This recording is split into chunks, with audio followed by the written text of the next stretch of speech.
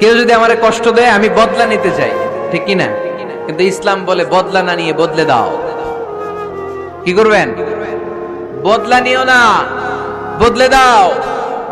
আল্লাহর কাছে বল, বন্ধুর কাছে বলার আগে, স্ত্রীর কাছে বলার আগে, ফেসবুকে শেয়ার করার আগে কষ্টের কথা শেয়ার করব কার কাছে?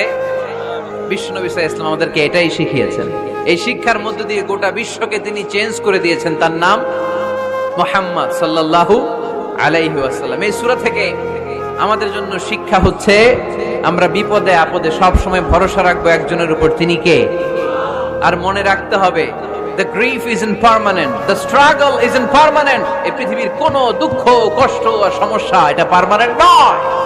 সমস্যার পরে সমাধান আছে, দুঃখের পরে আনন্দ আছে।